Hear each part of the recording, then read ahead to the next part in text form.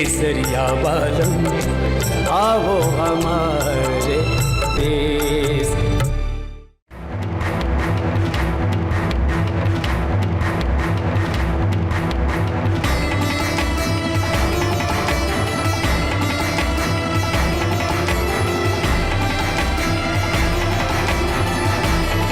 Mister Singh, थोड़ी देर में ये टेस्ट रिपोर्ट आ जाएगी। जी जी डॉक्टर। और फिर कुछ देर बाद मैं इनकी सोनोग्राफी करूंगी। Thank you.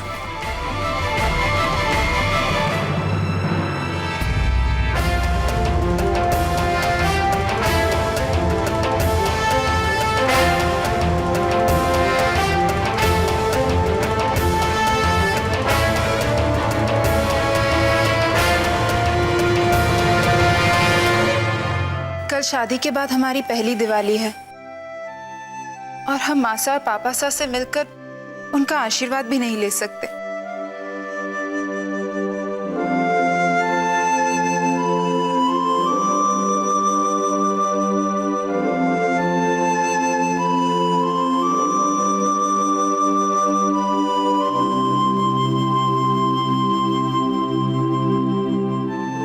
अगर हम इस बारे में बात ना करें तो इस दिवाली मैंने एक नई उम्मीद के साथ काम शुरू किया है। मुझे पूरा यकीन है कि उर्वशी के साथ जो मैंने काम शुरू किया है, ये काम मेरी आज तक की सारी नाकामयाबियों को कामयाबी में बदल देगा। लेकिन अगर तुम इसी तरह किसी बात पे दुखी रही तो मेरी कामयाबी का कोई मतलब नहीं रहेगा। आई एम सॉरी मोहित,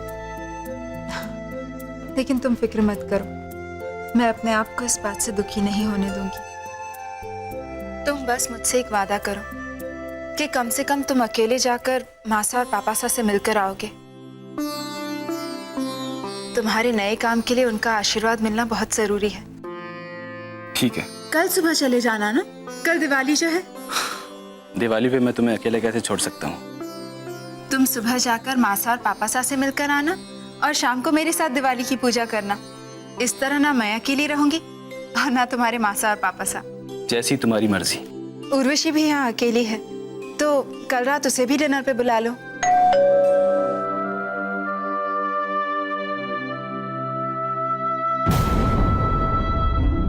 हाय।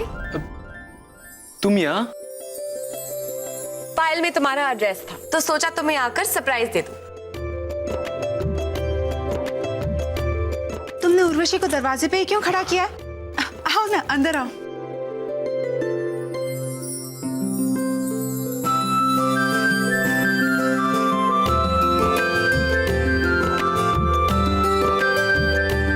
हवेली से यहाँ कब शिफ्ट हुए? और तुम्हारे मासा पापासा कहाँ है? वो क्या है ना उर्वशी, मोहित ने अपनी जिंदगी अपने बलबूते पर बनाने का फैसला किया है, इसलिए इन्होंने एक नई शुरुआत की है। और मासा और पापासा ने भी खुशी खुशी हम दोनों को आशीर्वाद दे दिया।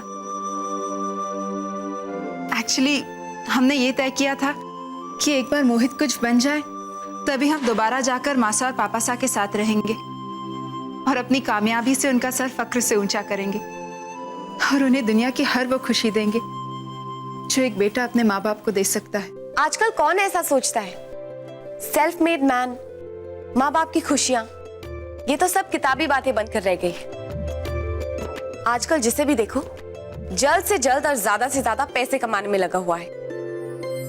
उर्वशी, तुम क्या खड़े खड़े ही सारी बातें करोगी? आओ बैठो ना। नहीं नहीं नहीं, आज बिल्कुल वक्त नहीं है, उसके लिए फिर कभी आऊंगी। एक्चुअली मेरी एक बिजनेस मीटिंग है, मैं तो यहाँ सिर्फ तुम लोगों को न्योता देने आई थी। कल दिवाली है और कल रात तुम दोनों मेरे साथ होटल में डिनर करोगे। अरे तुम्हारे आने से पहले हम दोनों यही बात कर रहे थे कि कल शाम का डिनर तुम हमारे साथ करो। अगली बार कल तो मेरी तरफ से है, क्योंकि न्योता पहले मैंने दिया। सोच लो, मेरे हाथ के बने पकवान तुम्हें खाने हैं, उन्हें खाने का तुम्हें इससे अच्छा मौका न जाने कब मिले।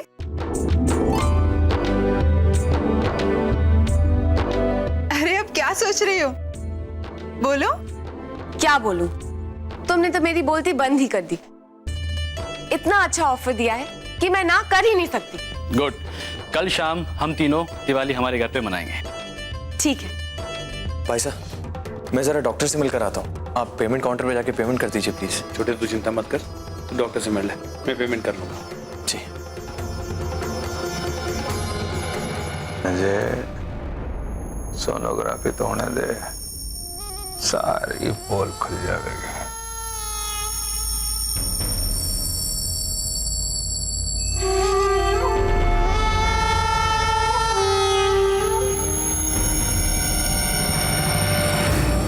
अटे अस्पताल में कोई मंदिर जरूर होवेगा। कमल, तूने तुम्हारे मुंह की बात छीन ली। तुम्हारे को भी बींदनी की घड़ी चिंता हो रही है। चल मंदिर में माथा टेक कर आते हैं। जी जी जी, चलिए मासा।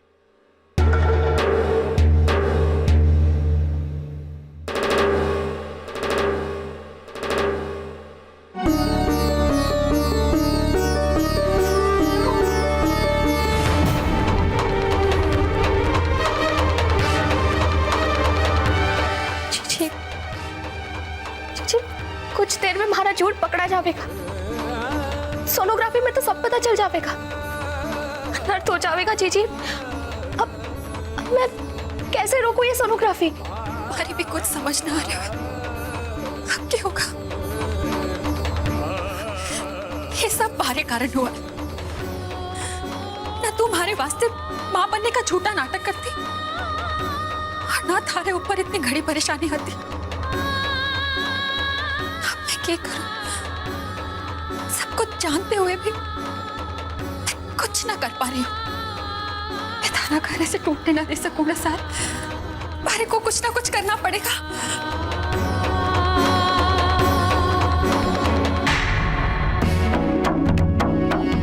आशु, सर, आशु ही हमारी मदद कर सके। एक वो ही है जो हमें इस दुविधा से निकाल सके। मैं पता करके आती हूँ कि वो अस्पताल आया है ना। पर जीजी, आशु कैसे? अरे तू चिंता ना कर, तू बस 2 मिनट रुक, मैं आशु से बात करके आती हूँ। हाँ?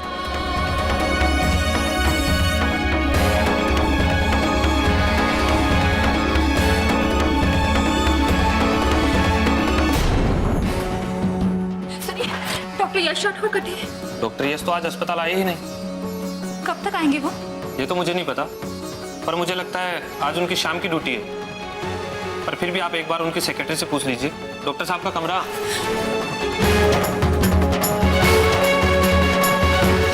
भांजे, यार रुक्मणी डॉक्टर यश से क्यों मिलना चाहे? पता नहीं मामा साहब, लेकिन मैं पता लगा के आता हूँ।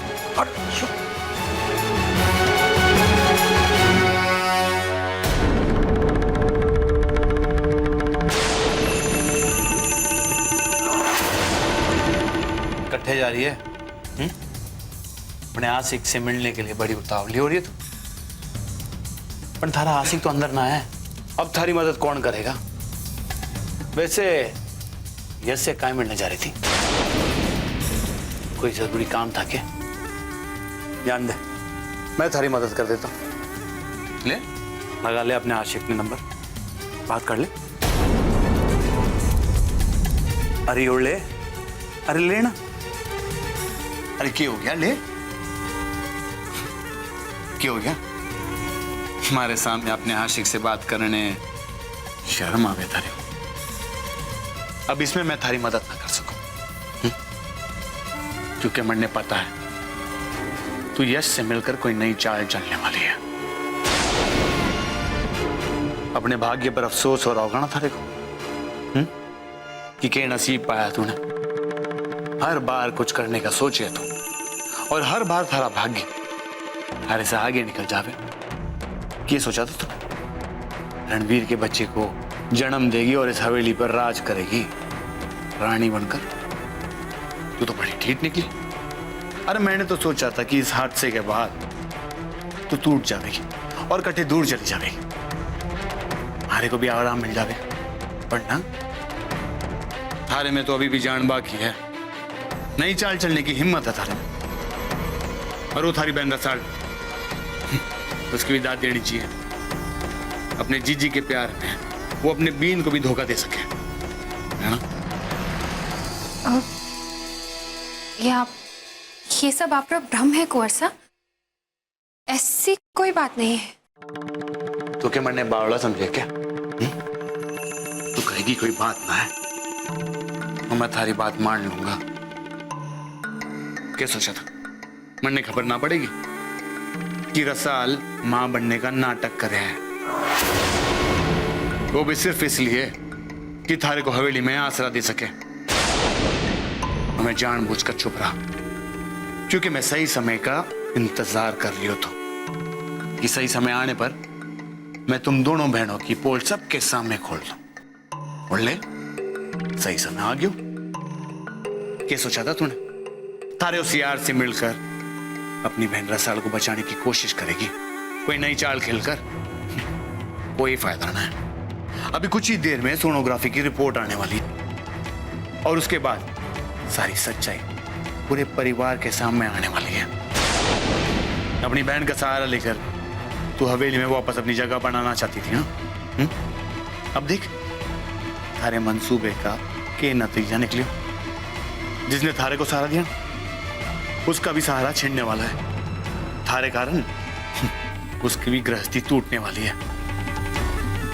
अब अट्ठे के बाद तुम दोनों बहनों को हवेली से धक्के मार कर बाहर निकाल दिया जाएगा।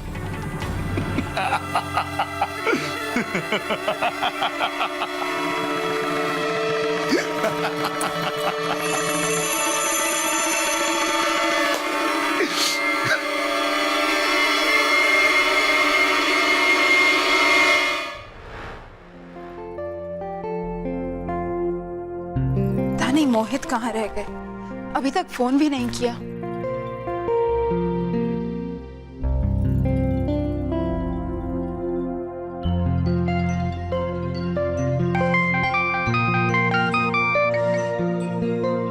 Excuse me.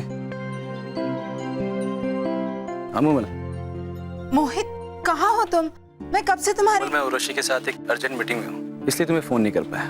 तो मीटिंग कब तक चलेगी? अभी टाइम लग जाएगा मोमल। और हाँ, इसके बाद मेरी 2 मीटिंग और है। तो फिर तुम मेरे साथ मासा और पापा सा के लिए तोहफे खरीदने कब आओगे? मोमल, आज तो मुश्किल लग रहा है। तो फिर तुम उनसे कल कैसे मिलने जाओगे? खाली हाथ तो नहीं जा सकते ना? ठीक है, मैं जल्द से जल्द फ्री होने की कोशिश करता हूँ, लेकिन हाँ, मैं वादा नहीं कर सकता। ठीक है, चाहे जितनी भी देर हो जाए, लेकिन तोहफे आज खरीद लेंगे तो अच्छा ही होगा। वैसे भी दिवाली के दिनों में दुकानें तो देर रात तक खुली रहती हैं। ओके, मैं जल्द से जल्द फ्री होने की कोशिश करता हूँ। Okay, bye. बाय।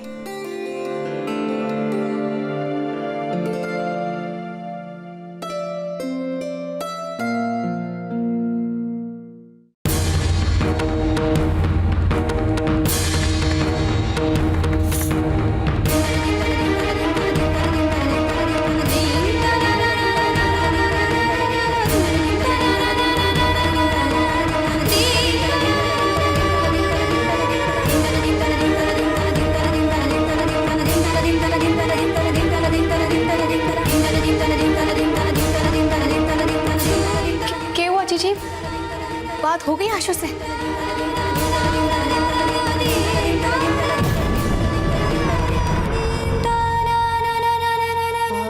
तारे को माफ कर दे रसाल।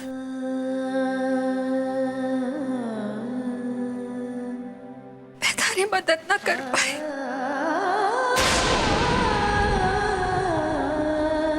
तारे कारण तारी खुशियां बर्बाद होने जा रही है। गृहस्थी टूट रही है और मैं कुछ न कर पा रही हूँ।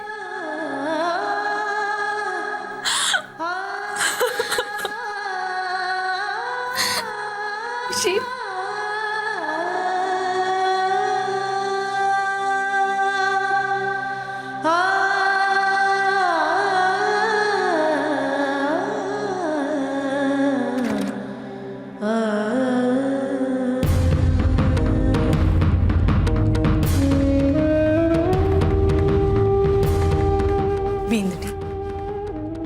चिंता करे है।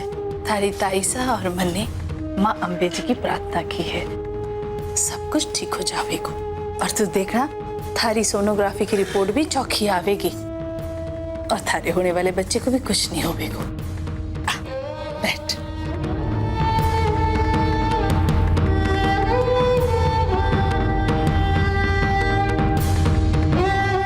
आइए मिसेस सी, आपकी सोनोग्राफी करते हैं।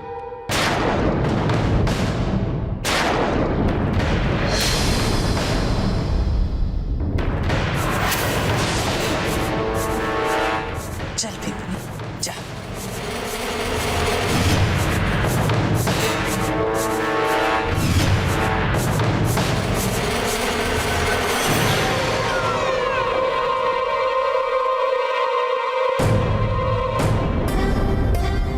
रसाल भाभी सा को फोन करके देखती हूँ। अगर उन्होंने अभी तक दिवाली की शॉपिंग नहीं की है तो उन्हीं के साथ चली जाऊंगी।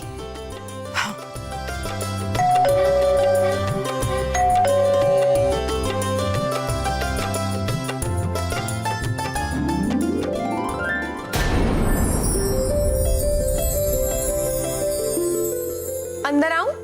I am so sorry. आओ ना। तुम इस तरह अचानक? मोहित ने बताया नहीं कि तुम आने वाली हो। वो मेरा प्लान ही अचानक बना। तुम्हारे पतिदेव काम में इतने बिजी हैं, तो मैंने सोचा मैं ही तुम्हारे साथ शॉपिंग चलूं। क्या हुआ? पर तुम्हें इतनी तकलीफ उठाने की क्या जरूरत है? Come on woman, don't be so formal. ठीक है, मैं अभी मोहित को फोन करके बता देती हूँ। हर बात पति को तुरंत बताना जरूरी है क्या? कुछ तो सरप्राइज एलिमेंट रखो।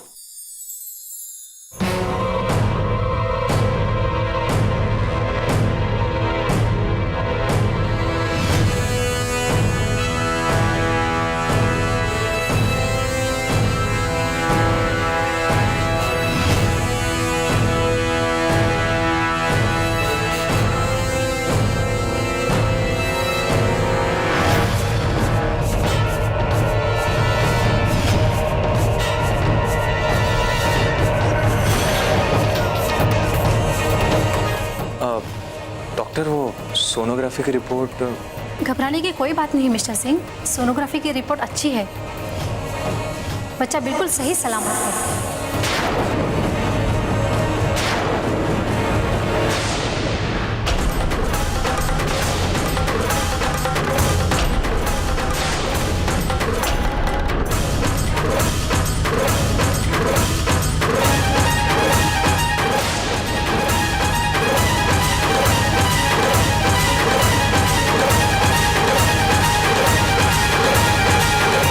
मिस्टर सिंह, आप जरा मेरे साथ आइए, मैं कुछ दवाइयाँ प्रिस्क्राइब कर देती हूँ। जी ऑफ कोर्स।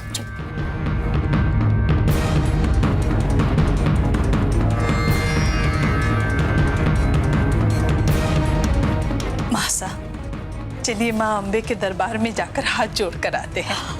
चंचल जी, आप भी चलिए। तो जा कमल, हमारी तो ये खुशखबरी सुन के हाथ पैर ही चलना बंद हो गए। चलिए मासा।